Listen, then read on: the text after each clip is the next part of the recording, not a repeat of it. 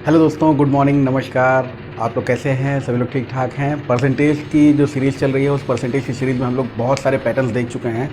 अलग अलग पैटर्न के क्वेश्चंस को अलग अलग वीडियोस में आपके सामने रखने की कोशिश मेरी लगातार जारी है और इसी कोशिश के तहत हम आज एक और पैटर्न आपके सामने रख रहे हैं और वो ये है कि वस्तुओं की संख्या अथवा मात्रा पर मूल्य वृद्धि और कमी के कारण प्रभाव। इस पैटर्न को जरा देखें क्या लिखा हुआ है यहाँ पर कि वस्तुओं की संख्या अथवा मात्रा पर मूल्य वृद्धि अथवा कमी के कारण प्रभाव। इसका मतलब क्या जा रहा है? इसका मतलब बेटा ये हो रहा है कि कभी कभी क्या होता है कि आर्टिकल्स अचानक महंगे होते हैं, हम उन्हें अपने पुराने हिसाब से ख़रीदने के लिए जाते हैं, महंगे हो गए, कम आर्टिकल मिलेंगे, या ऐसा बहुत कम होगा, लेकिन आर्टिकल ख़रीदने गए और वहाँ पर क्या हुआ कि अचानक पता चला कि भाई सस्ता हो गया है, सस्ता हो गया, तो अब हम क्या करेंगे, उसी पैसे में और ज़्यादा आर्टिकल्स खरीदने की कोशिश करेंगे, पैसा हमारे पास में है। ठीक है, इस तरह के क्वेश्चंस पर किस तरह से हम लोग आगे बढ़ सकते हैं, इसको पहले बहुत ही कायदे से समझिएगा, बहुत ही प्यार से समझाऊंगा। एक क्वेश्चन लेंगे, उस पर वृद्धि और कमी दोनों देख लेते हैं, ठीक है, और उसके बाद कुछ क्वेश्चन्स लगा लेते हैं, उन क्वेश्चंस की वेरिएशन, ये कैसे कैसे क्वेश्चंस चेंज होते हैं, क्या क्या मुश्किलें होती हैं, इस पर हम और आप बातचीत करेंगे। मेरे साथ मैं यानी अमित कुमार पाल स्वागत करता हूं आप सबका आपके अपने ही यूट्यूब चैनल जिसका नाम है मैथ्स क्लासेस बाय अमित पाल सर में। और ये आपका पहला क्वेश्चन। देखिए क्वेश्चन कह क्या रहा है। क्वेश्चन आपको सामने लिखा हुआ है कि सेब के मूल्य में 25% की कमी होने पर एक ग्राहक को 240 रुपये में 2 किलोग्राम अधिक सेब मिलते हैं। अभी क्या हुआ कि हम कुछ दिन पहले सेब खरीद के गए और उसी खरीदारी के हिसाब से बेटा हम 240 रुपये लेकर गए। ठीक है, सेब वाला हमारी जान पहचान का था, उसको हमने 240 रुपये दिए और कहा कि भैया जितने सेब हम लेके जाते हैं उतने ही सेब दे दो। उसने कहा कि भैया आप जितने सेब लेकर जाते हो उतने सेब तो हमने तौल दिए, आपको देख के ही तौल दिए थे। होता ना, बहुत ही नॉर्मल सी बातचीत है। अच्छा, ये मत सोचिएगा कि क्वेश्चन प्रॉफिट एंड लॉस के हैं, नहीं नहीं, प्रॉफिट एंड लॉस का क्वेश्चन कब होगा जब किसी, यहाँ पर भी चीज़ें हम खरीदने जा रहे हैं, हाँ, लेकिन ये प्रॉफिट एंड लॉस नहीं है। क्यों? उसका रीज़न बेटा ये है कि प्रॉफिट एंड लॉस अगर होगा तो लाभ होगा और हानि होगी, लाभ और हानि की कोई बात नहीं हो रही है। यहाँ पर वस्तुओं के मूल्य में वृद्धि और कमी हो रही है, दुकानदार को कितना फ़ायदा नुकसान हो रहा है, हमको कितना फ़ायदा नुकसान हो रहा है, ये बातें यहाँ पर नहीं हो रही है। यहाँ पर क्या हो रहा है कि 240 रुपये लेकर हम गए, दुकानदार ने हमसे कहा कि भैया आपके 240 रुपये हमने अपने पास रख लिए, लेकिन सेब के मूल्य में आज सुबह हम मंडी गए थे, वहाँ कमी हो गई यार 25% की। 25% की कमी की वजह से 25 चौके 100, 4 छंग 24। देखिए 25% का मतलब 1/4 भी आप निकाल सकते हो ना। 240 है, इसका 1/4 सीधे आप निकालोगे तो 4 छंग 24, ये आपकी मर्जी है। अभी परसेंटेज की बात कर रहा हूँ तो मैं बहुत ज़्यादा फ्रैक्शनल बातचीत साथ साथ में बताता जाऊँगा, तो उससे आपको फ़ायदा मिलेगा, है ना। तो यहाँ पर क्या हुआ कि हर हालत में चाहे 25% निकालें या 1/4 निकालें, आपको मिल गया कितना, 60 रुपया। दुकानदार ने हमसे कहा कि भाई 60 रुपये बच गए, ये आप ले लो वापस, है ना। क्योंकि दुकानदार से हमारी अच्छी जान पहचान थी, बढ़िया दुकानदार था। उसने हमसे कहा कि 60 रुपये बच गए साहब, 60 रुपये जो बच गए हैं ये 60 रुपये आप ले लो। तो हमने कहा कि नहीं भैया, ये हमको वापस नहीं चाहिए, एक काम करो तुम इसका भी सेब ही दे दो। तो इसी बचे हुए 25% की कमी की वजह से बचे हुए 60 रुपये में उसने हमको 2 किलो सेब और दे दिए। यानी वर्तमान समय में सेब का मूल्य कितना हो गया, 30 रुपये प्रति किलोग्राम।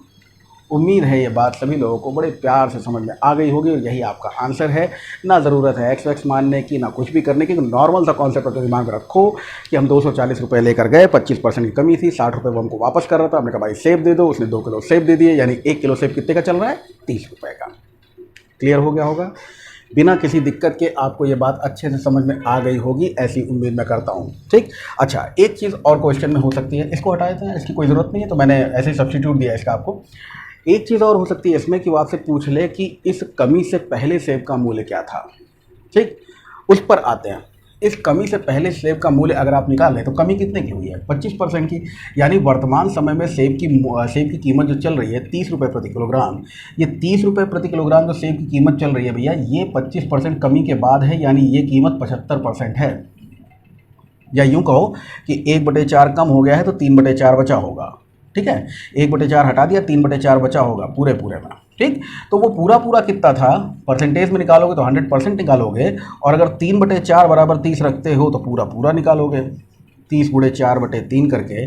और यहाँ क्या करोगे, 30/75 × 100, और इस तरह से कहोगे 25 यहाँ 75, 25 चौके 100 और 3 दाहां 30। यानी इस कमी से पहले सेब का मूल्य जिस हिसाब से हम आए थे वो क्या चल रहा था, 40 रुपये प्रति किलोग्राम। ठीक है, अब हम इस बात को आप लोग ज़रा रिव्यू कीजिए। हम एक क्वेश्चन इसी के हिसाब से चेंज करके आपके सामने रख रहे हैं कि सेब के मूल्य में 25% की वृद्धि होने पर, ये जो क्वेश्चन आपके सामने लिखा है इसमें हम आपसे कह रहे हैं 25% की वृद्धि होने पर 240 रुपये में 2 किलो सेब, 2 किलोग्राम सेब कम मिला तो वर्तमान मूल्य या प्रारंभिक मूल्य, दो बातें हमने फिर आपके सामने रख दी और इसको फिर इसी तरह से कंसिडर कीजिए। अब की बार क्या हुआ कि अब की बार देखिए यहाँ पर क्या था, इस वाले क्वेश्चन में जो पहले क्वेश्चन आपके सामने दिख रहा था उसमें यह था कि 25% की कमी हुई, 2 किलो सेब ज़्यादा मिला, और यहाँ पर क्या हुआ 25% वृद्धि हुई, 2 किलो सेब कम मिला। ये वाला जो सब्जी वाला नहीं सेब वाला था ये बहुत ही बढ़िया था, इसने जैसे ही कमी हुई वैसे ही हमको बताया और कम करके मूल्य लगा दिया, ठीक। और ये जो सेब वाला है इससे हमारा व्यवहार अच्छा नहीं है, थोड़ा बहुत खुन्नस में ये रहता है हमको देख के। और हम 240 रुपये लेकर गए, काला सेब दे दो, पर कितना पापा कितना ले जाते तुमको नहीं पता। तो उसने कहा ठीक भैया, तुमको देख के उतना सेब हम तौल दिए थे, जान रहे थे तुम सेब लेने आ रहे हो, लेकिन सेब के मूल्य में 4 छंग 24 25% की वृद्धि हो गई है, इसलिए 60 रुपये मूल्य बढ़ गया, इसलिए वो पैसा हमको दो। अब क्या हो भैया, पैसा लेने गए थे, ऐसे ही पापा ने 240 रुपये पकड़ाए, हाथ में लेके चले गए थे। अब ये कहा कि अरे अंकल पैसा तो कम है। अंकल ने कहा ना कुछ नहीं, एक काम करो, 2 किलो सेब छुड़ा लिया, 2 किलो सेब वापस रखवा लिया, यानी प्रेजेंट टाइम में सेब का मूल्य कितना चल रहा है, 30 रुपये प्रति किलोग्राम। अब सवाल ये है कि ये जो 75% आपने निकाला था ये भी वर्तमान था, और ये जो आपने 30 रुपये प्रति किलोग्राम निकाला है ये भी वर्तमान है। दोनों ही वर्तमान हैं।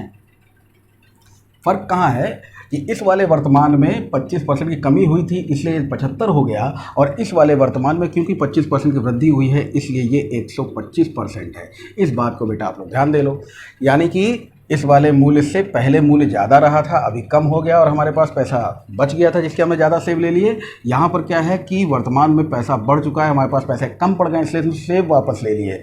समझ गए होंगे, वर्तमान अगर 125 है तो प्रारंभिक मूल्य क्या रहा होगा, प्रारंभिक मूल्य रहा होगा 100%, और वो निकालने के लिए हमको करना पड़ेगा 30/125 × 100। बहुत ही ध्यान से और बहुत ही प्यार से समझिएगा, मैं बहुत ही धीरे धीरे समझा रहा हूँ आपको। 25 पंजे 125, 25 चौके 100, और 5 छंग 30, 6 चौक 24 रुपये।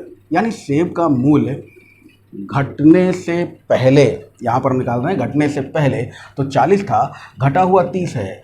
यहाँ पर बढ़ने से पहले 24 था और बढ़ा हुआ मूल्य 30 है। इन दोनों अंतरों को समझिएगा कि दोनों में चाहे वृद्धि दी हो चाहे कमी, वृद्धि दी हो या कमी, हम पहले जो भी परसेंटेज की वृद्धि और जो भी परसेंटेज की कमी हो रही है वही निकालेंगे और उसके बाद क्वेश्चन को मोल्ड करेंगे।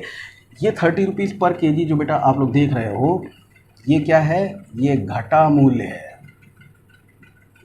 और ये 30 रुपीज़ पर केजी जो आप देख रहे हो ये क्या है, ये बढ़ा मूल्य है।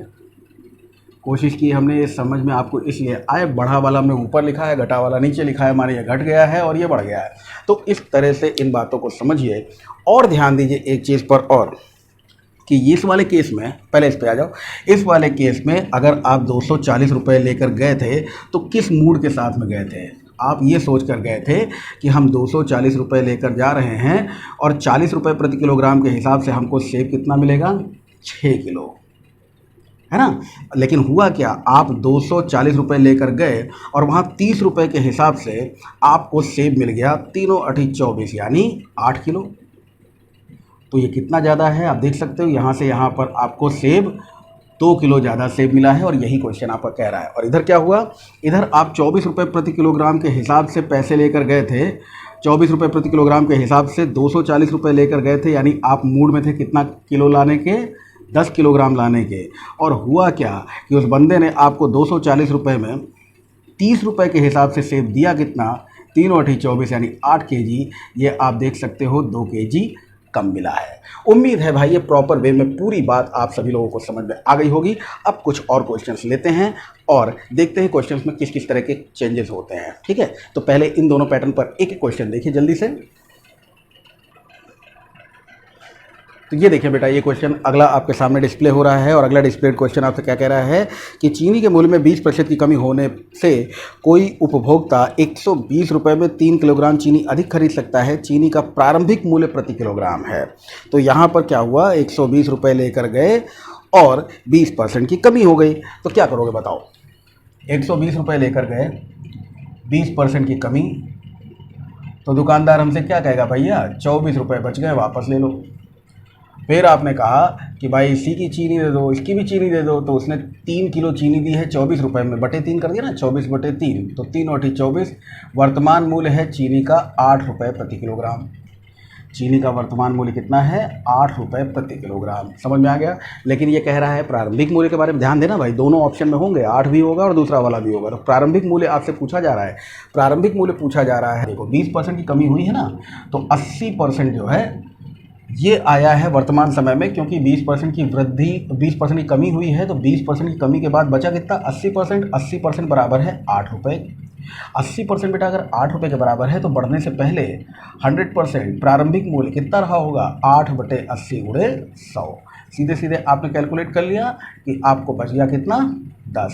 यानी इस कमी से पहले मूल्य था 10 रुपये प्रति किलोग्राम और उसके बाद जब कमी हुई तो ये कमी के बाद में मूल्य आ गया कितना, 8 रुपये प्रति किलोग्राम। समझ में आ गया होगा सभी लोगों को। चलिए ये हो गया हमारे पास में एक कमी वाला क्वेश्चन। एक वृद्धि वाला क्वेश्चन देख लेते हैं। वृद्धि वाला क्वेश्चन देखिए फिर से सेब वाला ही सेब वाला ही क्वेश्चन है। सेब के दाम में 25% की वृद्धि होने के कारण एक व्यक्ति 480 रुपये में पहले से 2 किलोग्राम कम सेब खरीदता है। 25% की वृद्धि, 480 रुपये लेकर गया, 480 रुपये लेकर गया, 25% की वृद्धि यानी 25% आपने निकाला, 25 चौके 100 और 12 चौके 48, 120 रुपये प्रति किलोग्राम।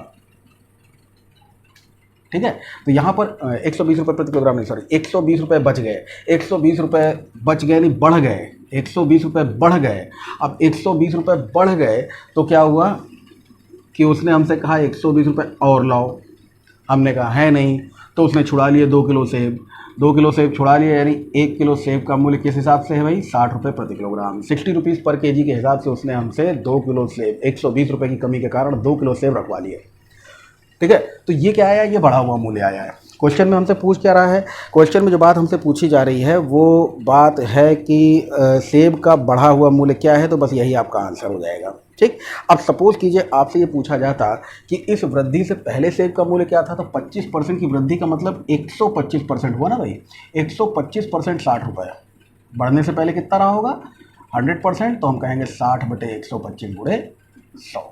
बहुत ही ध्यान से इन बातों को समझिएगा, कुछ और होगा तो अभी तो ये लेवल 1 की क्लासेस चल रही हैं, लेवल 2 में उसको भी हम लोग डिस्कस कर लेंगे। यहाँ 25 पंजे 125, 25 चौके 100, 12 पंजे 60 और 12 चौक 48, 48 रुपीज़ पर केजी। ये सेब का वृद्धि से पहले का हिसाब किताब है। हिसाब लगा लो अपने आप, 480 रुपये 48 रुपये प्रति किलोग्राम के हिसाब से हम ले गए थे कि 10 किलो सेब ले आएंगे, लेकिन 60 रुपये के हिसाब से उसने हमको 6 8 48 8 ही किलो सेब दिए, 2 किलो सेब कम दिए। पूरी बात क्लियर हो गई होगी। चलिए इन दोनों बातों को रिव्यू करने के बाद में अगला क्वेश्चन देखिए क्या कह रहा है। अंडों की कीमत में 50% की वृद्धि के कारण 24 रुपये में 4 अंडे कम मिलते हैं। प्रति दर्जन अंडे का वर्तमान मूल्य क्या है, प्रति दर्जन। यहाँ पे देखिए क्वांटिटी में फ़र्क कर दिया ना, क्वांटिटी में फ़र्क कर दिया, कोई बात नहीं, हम क्वेश्चन को शुरू उसी हिसाब से करेंगे कि भाई हम 24 रुपये लेकर गए, कितना रुपया लेकर गए, 24 रुपये लेकर गए, 50% की वृद्धि हो गई, 1/2 भी कर लेना, कोई बात नहीं, फिलहाल हम लिखे दे रहे हैं पूरा पूरा, जहाँ ज़रूरत पड़ेगी वैसे ही कर देंगे। तो 1/2 है ना, और 2 12 हम 24, यहाँ पर 12 की बात करिए, 12 रुपये, 50% की वृद्धि होने के कारण 12 रुपये की कमी पड़ी। 12 रुपये उसने हमसे और मांगे, अब हम नहीं दे पाए कि भाई 12 रुपये हमें नहीं आए हमारे पास में, तो उसने क्या किया, 4 अंडे छुड़ा लिए। 4 अंडे छुड़ा लिए मतलब 4 त्याई 12, अंडा कितने का है, 3 रुपये प्रति अंडा। ठीक है। तो यहाँ पर 3 रुपये का एक अंडा है, तो 1 दर्जन अंडे की बात अगर बोली जाए तो 1 दर्जन अंडा 3 गुणे 12 यानी 36 रुपये प्रति किलोग्राम का 36 रुपये का होगा। 36 रुपये का ये टोटल कॉस्ट इसकी बैठ गई अगर 1 दर्जन अंडे की बात की जाए तो। और ये कौन सा है, ये बढ़ा हुआ मूल्य है, क्योंकि वर्तमान मूल्य निकाले हो ना, ये बढ़ा हुआ मूल्य निकाले हो, तो बढ़ा हुआ मूल्य कितना है प्रति दर्जन, 36 रुपये। अगर पूछ लेता कि इस वृद्धि से पहले, तो हम लोग क्या कहते हैं कि 150% जो है वो बराबर है 3 रुपये के, तो 100% बराबर रहा होगा 3/150 गुणे 100। 50 से काट दो भाई 3 बार और 2 बार, यानी 2 रुपये का एक अंडा हुआ। तो अगर 1 दर्जन अंडे का मूल्य वृद्धि से पहले का पूछा जाता तो वो 2 बार 12 यानी 24 रुपये का होता। आ गई होगी ये भी बात समझ में। मैं इसमें बात एडिशनल जोड़े जा रहा हूँ क्योंकि हो सकता है क्वेश्चन जो है यही हो, लेकिन पूछने वाली वैल्यू, आस्किंग वैल्यू जो है वो चेंज कर दे, तो उसके हिसाब से भी आपको आगे बढ़ना है, ठीक है। अब चलिए ज़रा क्वेश्चन देखते हैं। ये ध्यान रखिएगा कि जब इनकी वैल्यू थोड़ी ज़्यादा दी होगी ना, 24 रुपये, 120 रुपये, 48 रुपये, इससे पहले वाले क्वेश्चन में 240 रुपये, उस तरह की वैल्यूज़ में क्वेश्चन थोड़ा आसान होता है। लेकिन क्वेश्चन की वैल्यू में जब पैसा का मान कम होगा तो क्वेश्चन मुश्किल हो जाएगा। अब ये बात सुनने में अजीब सी लग रही होगी आपको, और ऐसा वैसे। अब आप देखिए ज़रा इन क्वेश्चंस में देखिए, जैसे अगला क्वेश्चन आपको बताया जा रहा है। अगले क्वेश्चन में आपसे कहा जा रहा है कि मिटाने वाली रबड़ों के भाव में 25% की कमी हो जाए तो व्यक्ति 1 रुपये में 2 रबड़ और अधिक खरीद सकता है।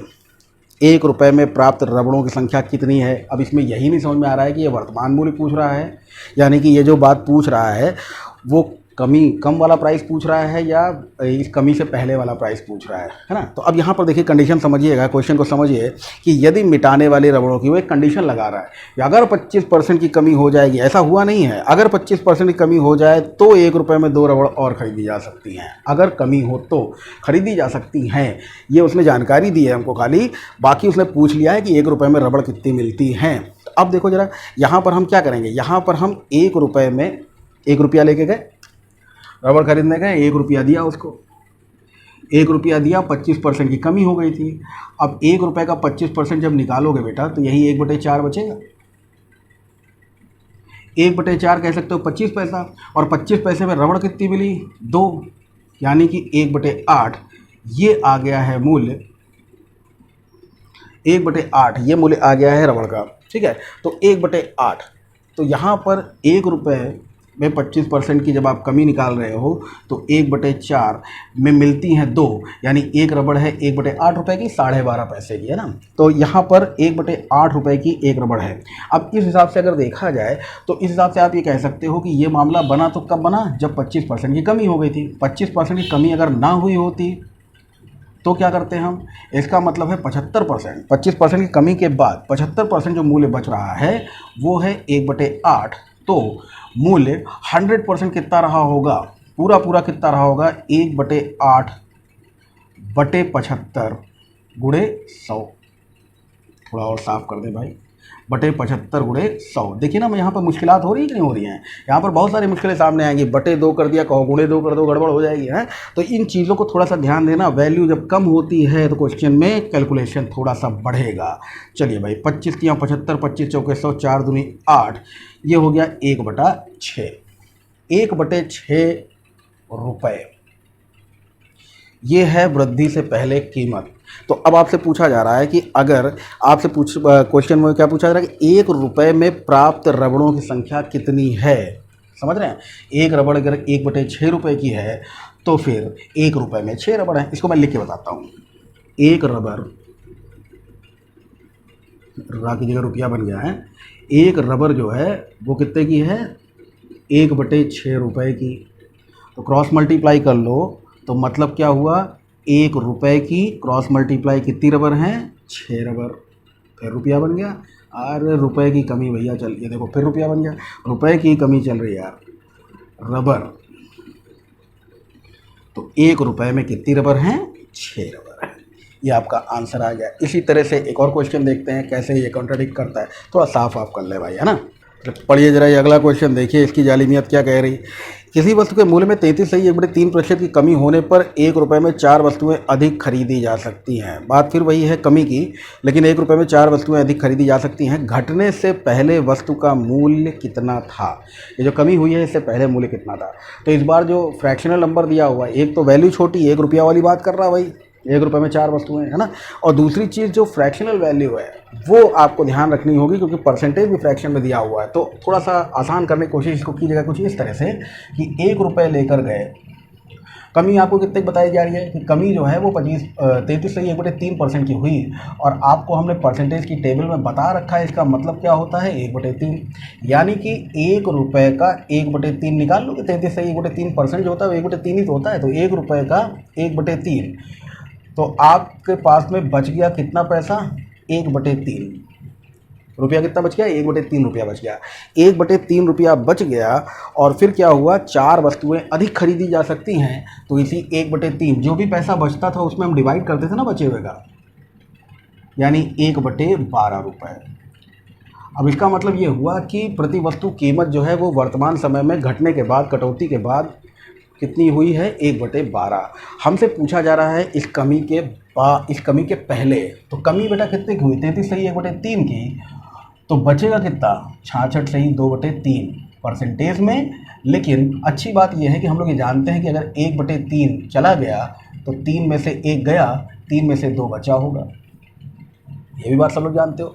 इसका मतलब ये हुआ कि अगर 1/3 की कमी हो गई है तो मूल्य कितना बच गया 2/3 बचा। वो 2/3 बचा हुआ मूल्य जो है वो 1/12 रुपये के बराबर है।